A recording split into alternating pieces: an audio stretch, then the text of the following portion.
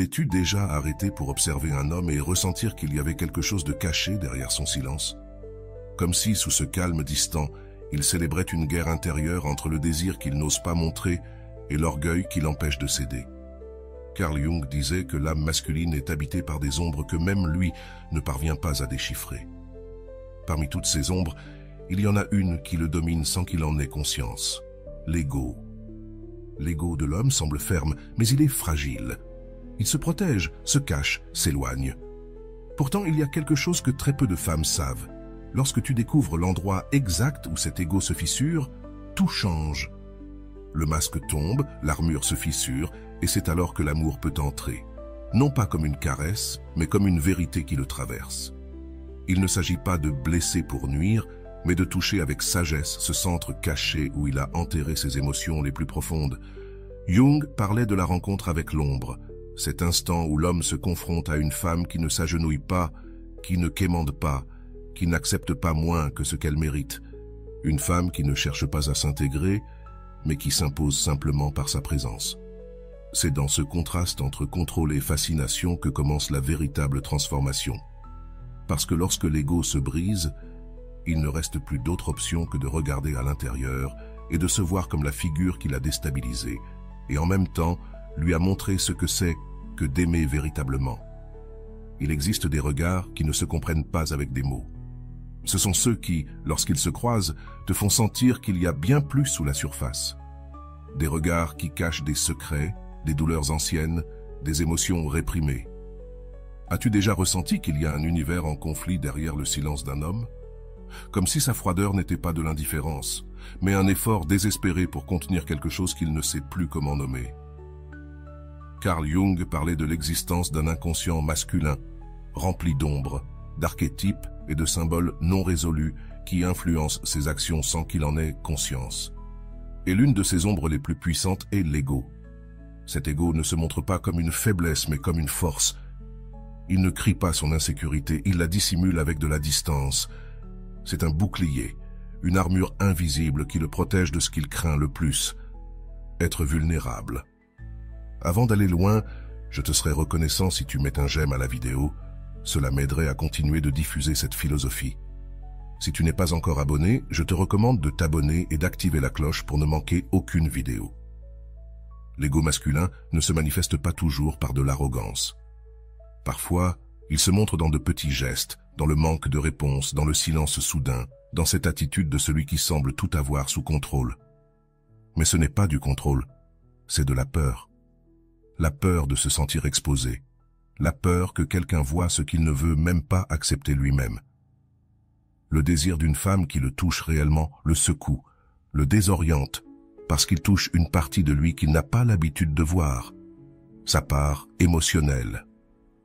Peu de femmes comprennent que l'ego masculin, bien qu'il semble dur, est profondément fragile, non pas parce qu'il est faible, mais parce qu'il a été construit comme une structure défensive. Il n'a pas été éduqué pour ressentir ouvertement. Il a été formé pour résister, conquérir et ne pas avoir besoin de quoi que ce soit.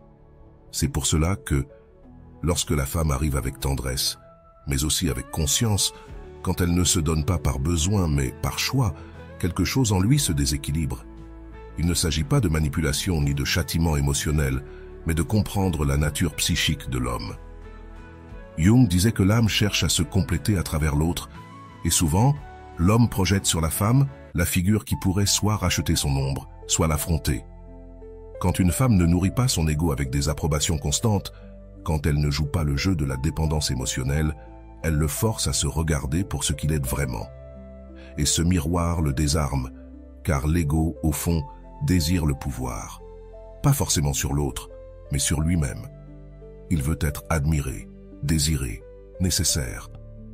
Mais lorsque tu te retires émotionnellement, lorsque tu ne cherches plus à valider ses réponses, lorsque tu cesses de t'adapter à ses attentes, l'ego se fissure. Et à ce moment-là, une nouvelle dynamique commence à émerger. Tu n'es plus la femme qui attend, tu es celle qui choisit. Tu n'es plus celle qui donne tout, mais celle qui devient un mystère. Ce mystère n'est pas un jeu, c'est le résultat d'une femme qui se connaît, qui sait ce qu'elle vaut et qui n'accepte pas des miettes déguisées en affection.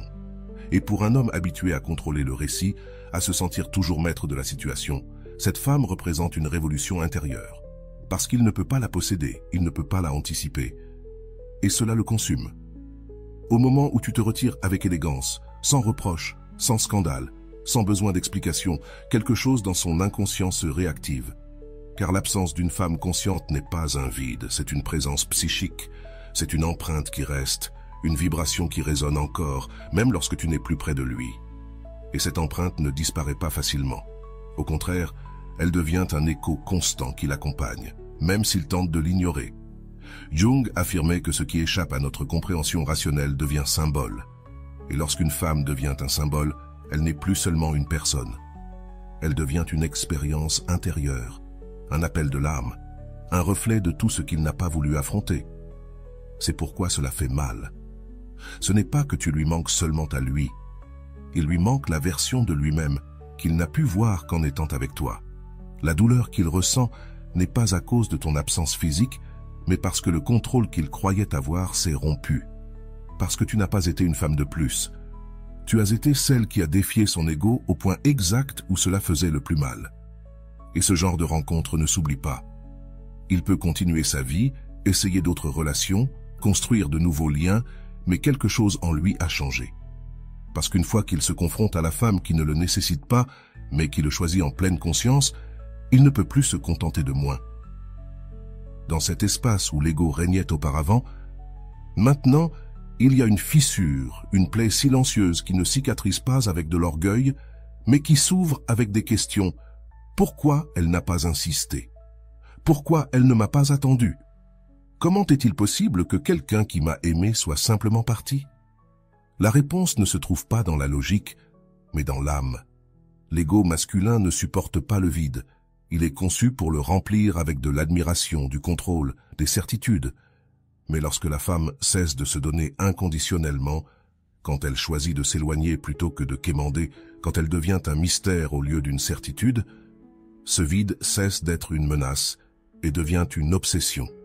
Et le plus paradoxal, c'est qu'il ne s'en rend pas compte immédiatement. Au début, il se convainc que cela ne l'affecte pas.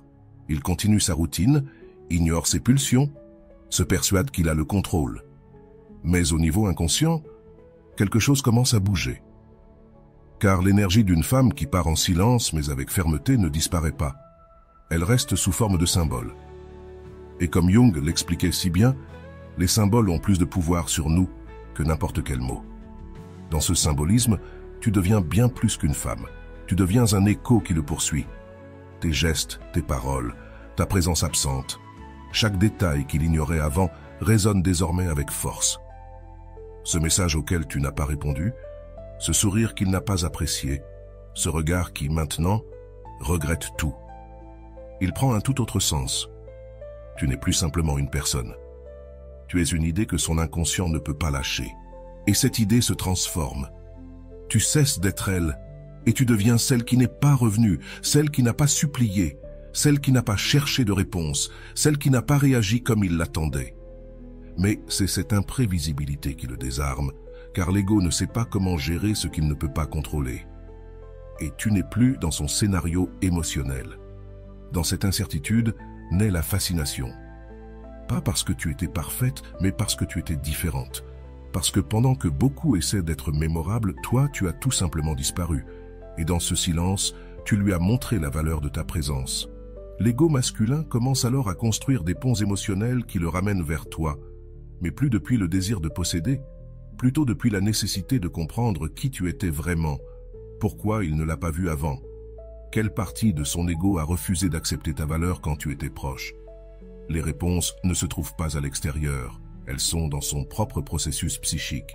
Parce que ce que tu as provoqué n'a pas été seulement de la douleur, c'était une rupture symbolique. Tu lui as montré la limite de son pouvoir et tu l'as fait sans crier, sans accuser, sans exiger. Tu lui as montré que tu n'as pas besoin d'être là pour qu'il te ressente. Et c'est ça la forme de présence la plus puissante, celle qui persiste en l'absence, celle qui ne s'efface pas, car elle a laissé une marque émotionnelle profonde. Comme le disait Jung, l'inconscient cherche à se compléter à travers l'autre, et quand cet autre représente une confrontation émotionnelle, l'esprit ne le laisse pas partir, parce qu'il sait qu'il s'est passé quelque chose de réel. Quelque chose qui a touché des cordes sensibles, qui n'avaient jamais été exposées. Tu as activé une crise, mais pas n'importe quelle crise, une crise d'identité, car tu n'es plus la femme qu'il idéalisait, tu es la femme qu'il a désarmée. Et l'ego, ne trouvant pas de réponse, commence à créer des fantasmes. Il t'imagine avec quelqu'un d'autre, il te compare à d'autres, il revit des moments et les interprète avec une nouvelle émotion, la perte, mais une perte qu'il ne comprend pas, qu'il ne peut justifier. Et c'est ça qui fait le plus mal. Parce que lorsque l'ego masculin perd le contrôle émotionnel, il n'y a plus de masques à maintenir. La vérité nue apparaît. Il ne t'a pas oublié, il ne le peut pas. Et pas parce qu'il t'aime encore, cela viendra plus tard, mais parce que son inconscient t'a placé dans l'endroit le plus profond, celui de la blessure qui ne se ferme pas. Et cette blessure n'est pas un châtiment, c'est une révélation car à travers elle, il commence à voir des choses qu'il ne pouvait pas voir avant. Son besoin de dominer, sa difficulté à se donner, sa peur d'être vu avec authenticité. Tu as été ce miroir, pas le miroir qui flatte, mais celui qui révèle. Et face à cette image, son ego commence à se rendre. Jung appelait cela le processus d'individuation, le moment où l'être humain cesse de projeter sur l'autre et commence à intégrer ce qu'il a rejeté de lui-même. Tu ne l'as pas seulement confronté, tu l'as obligé à entamer ce chemin. Et c'est pour cela, même s'il ne le dit pas, même s'il ne l'admet pas, qu'il n'est plus le même. Il se peut qu'il ne comprenne pas encore tout, mais au fond de lui, il le sait. Quelque chose a changé depuis que tu es parti, et pas à cause de ce que tu as fait, mais à cause de ce que tu représentais. Parce que tu n'es pas devenu un souvenir, tu es devenu un symbole. Et les symboles, comme l'enseigne Jung, ne meurent pas. Ils se transforment en forces internes qui guident nos actes les plus profonds. Il y a un point invisible dans la psyché masculine où le désir et l'orgueil entrent en conflit. Cet endroit n'est pas accessible par des paroles douces ni par des promesses d'amour. Il ne peut être touché que par le silence, par la distance, par le renoncement qui ne supplie pas, mais qui montre. Et quand une femme accède à ce point, non pas avec colère mais avec conscience, l'ego de l'homme commence à s'effondrer. Ce n'est pas une destruction violente, c'est une érosion subtile, presque imperceptible au début, mais dévastatrice dans sa profondeur. Parce que pendant qu'il se convainc que tout est sous contrôle, une partie de lui a déjà commencé à céder. Cette partie, c'est l'ombre, le fragment oublié de son âme, qui contient tout ce qui n'a pas été reconnu, tout ce qui a été réprimé pour maintenir une image invulnérable. Carl Jung disait que la rencontre avec l'ombre est inévitable si l'on veut vraiment se transformer. Et toi, sans le vouloir, sans manipuler, tu as été le catalyseur de cette rencontre. Parce que tu n'as pas réagi comme les autres. Tu n'as pas joué le rôle de celle qui attend une miette d'attention. Tu ne t'es pas perdu à essayer de plaire. Tu as simplement été toi-même. Et dans cette authenticité, tu as désarmé l'ego qui avait besoin que tu sois prévisible. La femme qui s'éloigne sans faire de drame, mais avec dignité. Cela émet un message silencieux et brutal. Je n'ai pas besoin de toi pour me sentir supérieur. Et ce message active une blessure interne que de nombreux hommes ont tenté de cacher pendant des années. Une blessure qui crie « Je ne suis pas assez si on ne m'admire pas ». Là, dans ce vide, commence le véritable effondrement. Il commence à se poser des questions qu'il n'avait jamais envisagées. Pourquoi elle ne m'a pas poursuivi? Pourquoi elle ne m'a rien réclamé? Pourquoi est-elle partie sans dire au revoir, comme si elle n'avait pas besoin de fermeture? Et c'est dans cette absence sans explication que l'ego commence à perdre son pouvoir, parce que le silence n'est pas seulement l'absence de mots, c'est une présence psychique. Et toi, en te taisant, tu l'as obligé à s'écouter. Et quand un homme s'écoute lui-même, sans l'interférence de l'ego, ce qu'il entend ne lui plaît pas toujours. Il entend ses insécurités, ses peurs, ses contradictions. Il commence à reconnaître que ce qu'il pensait contrôler, c'est en réalité lui qui en était dominé. Et dans cette découverte, une figure apparaît qu'il ne peut oublier. Toi, pas pour ce que tu as fait, mais pour ce que tu symbolises. Parce que tu n'es plus simplement une femme parmi tant d'autres. Tu es le miroir qui lui a montré qui il était vraiment, quand tu n'étais plus là. Et cette image, bien qu'elle soit douloureuse, est réelle. Il ne peut pas la maquiller, il ne peut pas la nier. Elle le confronte, et cette confrontation, si elle est profonde, devient le début d'une nouvelle façon d'aimer. Jung enseignait que le véritable amour ne naît pas de la nécessité mais de la reconnaissance mutuelle, de la rencontre entre deux consciences qui ne cherchent plus à se compléter, mais à se partager. Mais pour arriver à ce point, l'ego doit tomber, et tu as provoqué cette chute, non par punition, mais par authenticité. Tu as été toi-même, sans te déguiser pour correspondre à son attente.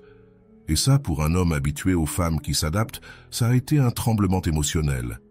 C'est à ce moment-là, quand l'ego ne peut plus maintenir son récit, qu'il commence à te chercher véritablement, non pas avec arrogance, mais avec vulnérabilité. Pas pour te posséder, mais pour se reconnecter à ce qu'il a perdu à l'intérieur de lui, quand tu es parti. Parce que ce qui lui fait le plus mal, ce n'est pas ton absence, c'est ce que ton absence lui a révélé sur lui-même. Et c'est ici que commence le processus le plus puissant, le souvenir symbolique. Chaque fois qu'il pense à toi, il ne se souvient pas seulement de moments. Il revit des sensations qui sont ancrées à ta figure, la manière dont tu l'as regardé, la façon dont tu es parti sans te briser, le silence qu'il n'a pas pu interpréter. Tout devient un symbole, et ces symboles sont plus puissants que n'importe quelle image idéalisée. Il commence à te voir dans d'autres femmes, mais aucune n'est pareille. Il commence à te chercher dans des souvenirs, mais aucun n'est suffisant, parce que ce que tu as représenté était quelque chose qui va au-delà du physique. Tu étais un portail vers sa vérité émotionnelle, et cette vérité ne disparaît pas, elle se transforme en désir, en un besoin psychique de se réconcilier avec ce qu'il n'a pas su valoriser. Mais toi, tu n'es plus là où il t'a laissé. Tu n'es plus la femme qui cherche des réponses. Maintenant, tu es la clarté sur ce que tu mérites, sur ce que tu n'es pas prête à tolérer, sur ce que tu ne permettras plus jamais. Et cette clarté, c'est ce qui le déstabilise parce qu'il ne sait plus comment s'approcher. Son langage émotionnel, basé auparavant sur le contrôle, ne fonctionne plus. Et ce qui lui reste, c'est une seule chose, se rendre. Se rendre à ce qu'il ressent, accepter qu'il n'a plus de pouvoir sur toi, reconnaître qu'il t'a sous-estimé. Mais cette reddition n'est pas une humiliation, c'est humanité. Car quand un homme se rend véritablement, il ne le fait pas depuis l'ego, mais depuis l'âme.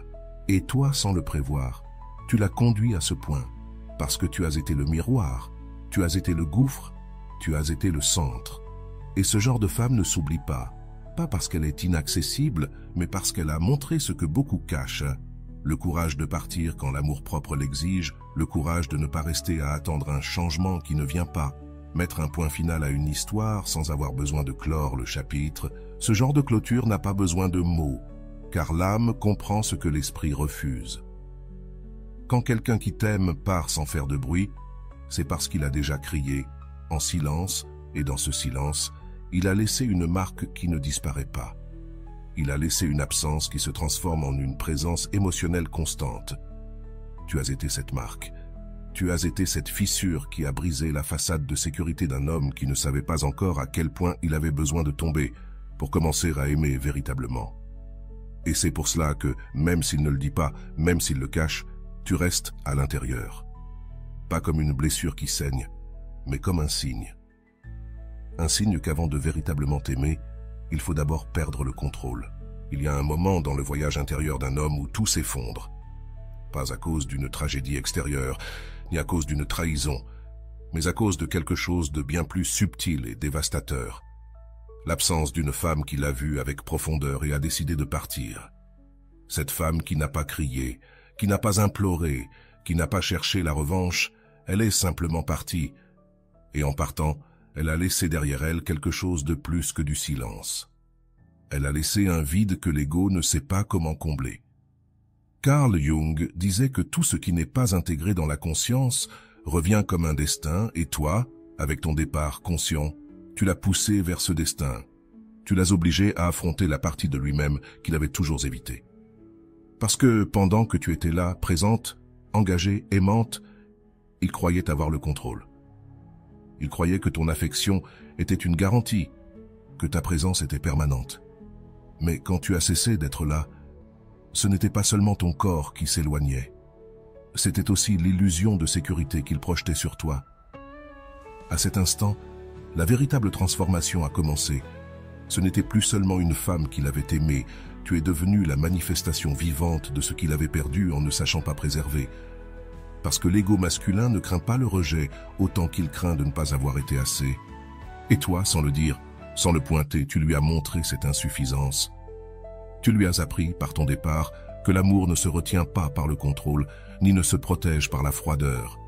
Et là, juste à ce moment-là, tu as cessé d'être un souvenir pour devenir un symbole qu'on ne peut pas ignorer, car il parle directement à l'inconscient. Il ne peut plus te voir sans ressentir. Il ne peut plus penser à toi sans se confronter à sa version la plus vulnérable. Parce que tu as été la femme qui l'a désarmé sans le toucher, qui l'a dépouillé sans mots, qui l'a confronté sans violence. Et cette façon d'aimer est si intense, si perturbante, qu'elle reste gravée comme une cicatrice sacrée. Non, cette cicatrice n'est pas une blessure qui se guérit avec le temps, ni une marque qui lui rappelle ce qu'il avait et qu'il n'a pas su préserver. Ce qu'il a ressenti, mais n'a pas osé exprimer, ce qu'il a perdu et qui fait maintenant partie de son histoire. Parce que lorsqu'une femme touche l'âme d'un homme sans lui voler sa liberté, mais en lui montrant la valeur de sa présence, elle ne laisse pas juste un vide quelconque, elle laisse une absence qui parle. Cette absence commence à le guider, car le désir change. Ce n'est plus un désir physique, il ne veut plus simplement t'avoir, il veut te comprendre, il veut t'écouter, il veut se faire valoir à travers tes yeux. Mais ce n'est plus aussi simple, car toi, dans ce processus, tu as aussi changé. Tu n'es plus la femme qui avait besoin d'être choisie, tu es la femme qui se choisit elle-même. Et cette décision intérieure est ce qui transforme tout. Tu n'es plus disponible comme avant, pas par orgueil mais par clarté. Tu as compris que l'amour véritable ne se construit pas à partir de la dépendance, mais à partir de la rencontre entre deux êtres complets. Et en te reconstruisant depuis ton centre, tu as montré le plus grand acte d'amour-propre. Ne pas attendre celui qui ne sait pas regarder avec l'âme. Lui, maintenant, se sent divisé entre l'orgueil qui le retient et le désir qui le pousse, entre la peur d'être rejeté et le besoin de revenir. Mais il ne sait plus si c'est possible, parce que tu ne réagis plus. Tu ne réponds plus depuis la blessure, tu as transformé la douleur en pouvoir. Et ce pouvoir n'est pas de la vengeance, c'est de la conscience. Jung appelait ce processus la tension des opposés. Le moment où deux forces internes le tirent dans des directions opposées. Et dans cette tension, quelque chose de nouveau naît. La possibilité de s'intégrer, d'évoluer, de devenir un homme véritable. Pas celui qui conquiert pour se sentir fort, mais celui qui se donne pour pouvoir aimer.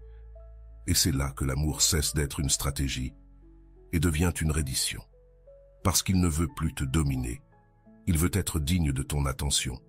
Mais il n'y a plus de place pour les jeux, pour les promesses vides, pour les efforts tièdes. La femme que tu es maintenant ne se laisse plus tromper par des gestes superficiels. Tu as besoin de présence réelle, de conscience, de maturité émotionnelle. Et il le sait, c'est pour cela que, s'il revient, et qu'il le fera probablement, il ne reviendra pas de la même manière. Il reviendra en silence, pas avec des phrases préécrites, mais avec des gestes qui parlent de transformation. Peut-être ne saura-t-il pas comment le dire, mais tu le verras dans ses yeux. La humilité naît d'avoir été touché par quelque chose qu'il n'a pas compris avant qu'il ne soit trop tard. La révérence de celui qui a compris que toutes les femmes ne sont pas égales, que certaines viennent pour accompagner et d'autres pour désarmer et reconstruire à partir des ruines. Et toi, tu as été celle-là. Tu as été la fissure dans son armure, la présence qui l'a obligé à regarder à l'intérieur. Tu as été le point de bascule, pas l'histoire qui se répète, mais celle qui marque un avant et un après. Parce que tu n'as pas été modelé par son désir. Tu as été celle qui a défié ses projections, celle qui a refusé de jouer le rôle de complément à son ego. Maintenant, il porte cette mémoire sur ses épaules. Et peu importe combien de temps passe, ni combien de personnes il rencontre, parce que toi, tu ne t'en vas pas. Tu restes dans ses pensées, dans ses nuits d'insomnie, dans les moments où il se confronte à ce qu'il a perdu. Pas parce que tu t'accroches, mais parce que tu es devenu un symbole. Le symbole de tout ce qu'il a réellement désiré, mais qu'il n'a pas su préserver. Et ce symbole brûle. Il brûle parce qu'il est vrai. Parce que tu n'as pas été une illusion, tu as été une réalité. Une réalité qui n'est plus là, mais qui reste vivante dans la partie la plus profonde de son inconscient. Et cela, pour l'ego masculin, c'est intolérable et en même temps irrésistible.